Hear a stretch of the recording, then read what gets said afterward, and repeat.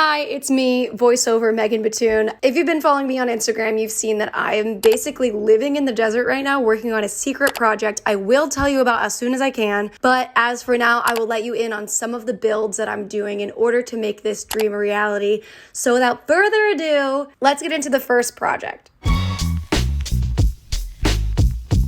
Okay, so I wasn't planning on making a video about this. Look at my hair. So I don't have any before photos or footage. I literally have this photo, which is from the listing. I mean, is there another place that we could be? So one of the first projects that I was able to do on the property is making an outdoor bar. I wanted to make something that people could cook and hang out around and just like be together. And I wanted to make it playful, modern, and retro all at the same time. So that is my assignment. Let's see how I do.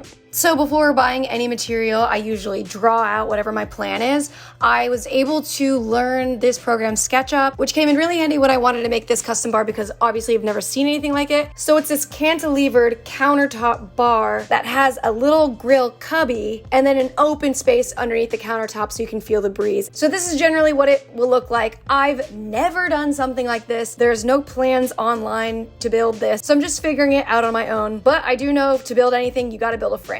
I cut my frame out of 2x4s with a miter saw, not pictured, and then I didn't bring my table saw to the desert, so I had to use this hand saw to basically make a cut on each side instead of ripping one time. I will be sure to bring my table saw next time because I don't ever want to do this again. That sounds dramatic. It's just annoying when you know that you can do something easier and more efficient, but you don't have the tool that you do have, but it's not in the right city, so you have to do twice the amount of work. It's a whole thing. Anyway, even though I made the plan on SketchUp, a lot of times when I'm building, I'm very confused, so I just kind of like stand a little bit, but it looks like I'm getting some sort of headway through. I'm using pocket holes on each side of the 2x4s. And here my cut was not right. None of my cuts are perfect, to be honest, but I'm using a multi-tool in order just to level out so it doesn't look so obvious. In the end, I will fix all of my mistakes, but first I will learn from them. More pocket holes, and then you can see the structure is starting to take form. Flip her over. Then when our contractor came over, he noticed that I didn't have treated wood underneath. Apparently this is really important because it acts as a barrier between water and the raw wood that you're using. So this is how we get pocket holes. This is a Craig jig. I had the cheaper version of this, which I absolutely hated because it was so hard to use.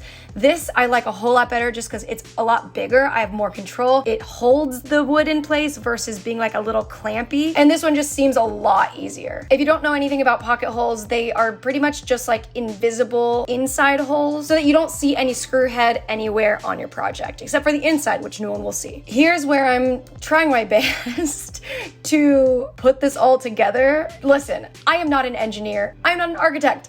I'm a designer that needed a piece of furniture, and this is how I'm getting it. After I realized gravity was not my friend, if I wanted to build this way, I flipped it over. You want a hand? You're good. I'm good, thank you. Okay. This thing is so hilarious, but it'll be beautiful when it's done. Yeah. From there, I attached the treated wood bottom to the same dimensions as the bottom of the bill already, so it kind of acted as little legs. I'm using the leftover OSB that my contractor left over when he was working on an architectural detail inside. So I just use these scraps and make whatever I can out of them. So getting a little piecemealy here, but I'm just cutting all of the wood until it fits to my exact dimensions for the bottom of my countertop bar. Screwing it in on all sides, and once it's up, I continue to cut custom pieces for however this puzzle piece is coming together.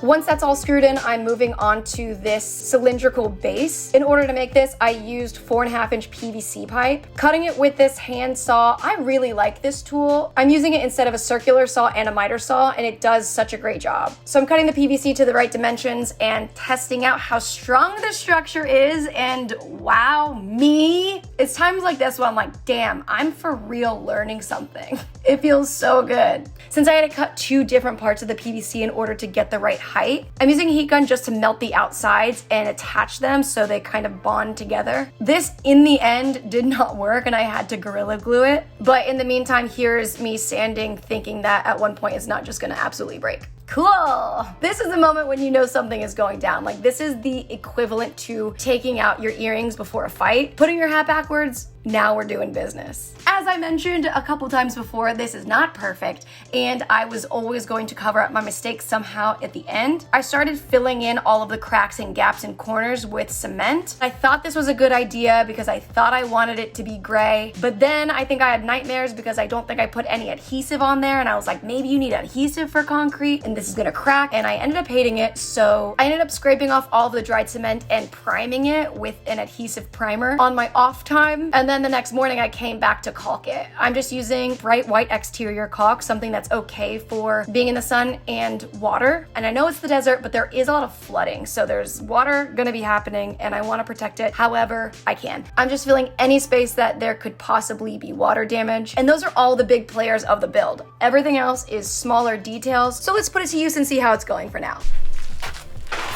This is where we're at with the bar.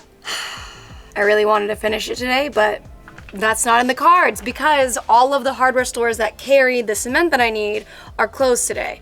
Also, I'm about to cook this, and I only have a butter knife and a grill, so we're gonna see how this goes. Instantly harder than I was already imagining, but we have no other choice, so okay, we're doing it. We are no stranger to HelloFresh here. However, we are a stranger to cooking HelloFresh with a grill and one utensil. I'm even more of a fan now because I have learned that I can survive in the desert with HelloFresh. The fact that there's pre-portioned ingredients means that there's less prep for me and my one butter knife, and it also means less wasted food that would end up just being coyote bait. And never thought I would say that, but here I am. That is real. Produce also gets to you faster than a grocery store, so it arrives at peak freshness and flavor.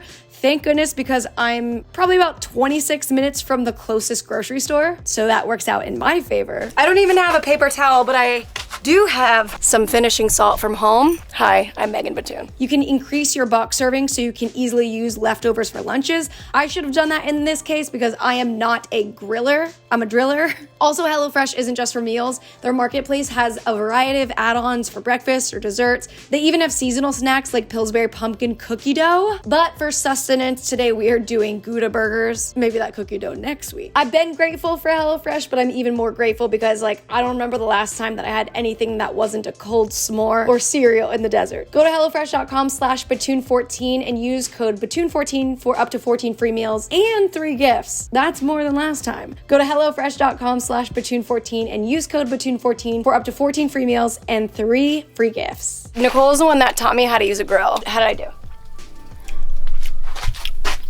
Wow. Okay, so it passed the structure test. So now we're gonna work on the cement top. I got Portland white cement because I wanted to tint it with a pigment. Anytime you're working with cement, what I've learned is put the water in first and then scoop in cement little by little until you get the desired consistency. And you want it to be a little bit runny because it does dry as you're using it pretty quickly. Once it gets to a pretty creamy, almost liquidy frosting, then I'm adding in the pigment. I got this pigment online. It's a dried powder that a lot of people are saying reminds them of ube, which I love. So this is our ube countertop that we're making. And as you can see, this is really time consuming. If I were to do this again from the beginning, I would just do a lot of cement, a lot of pigment, and use a drill mixer instead of my hand. But since I've never worked with this product before and I didn't know actually how much I needed, I'm here using a little trowel. I've been using this concrete bonding adhesive in order to adhere new concrete to old concrete. It's been working out there, so I don't even know if it can go on this, but I'm just gonna do it anyway for dual purposes. And I bet that this is probably canceling it out, but I don't know what I'm doing. I didn't have enough time to look it up, so this is what's happening. This first layer is just to cover the base. I'm gonna go back in with a second layer that's gonna be the smooth coat of it all. For the PVC pipe, I just took a high grit sandpaper and sanded it down a little bit from the priming coat. Woo, we are lightheaded. Then I spray painted it mint green. And I know everybody watching this is like, what is happening? Because I am a neutral queen. This is a themed project. We are not playing any games. So we're going all in. And my plan with this is to hit it with a really glossy coat at the end because there are a little bit of imperfections from the melting and the sanding that if you use a high gloss paint, I'm hoping that that can disguise any sort of unwanted idiosyncrasies. this. I found that when the pigmented cement started to dry, it dried a lot lighter, and in some ways it was cracking. So I just took this wet sponge and filled in those spaces, dragging across anything that might be loose to compact it together. The more that I work with this material, the more that I'm understanding what I can and can't do and getting creative in those aspects. For the second coat, I'm gonna try this as it's drying, and I'm hoping that that can give me a smooth finish. Honestly, I thought this was gonna be a 1 weekend DIY, and it ended up being like 3 weekends, and I'm still not done with it because it needs finishing touches. This is how I feel.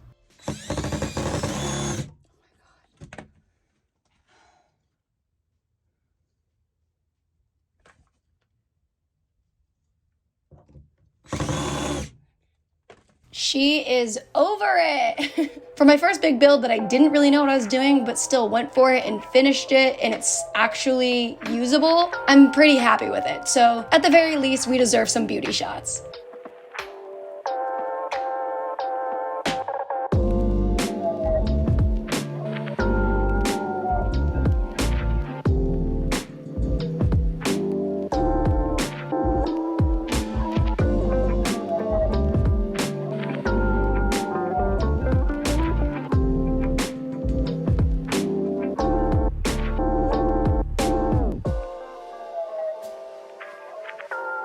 Okay, I built it. Now to build 19 million more things. Thank you for watching, and have a great day with the rest of your day. Bye!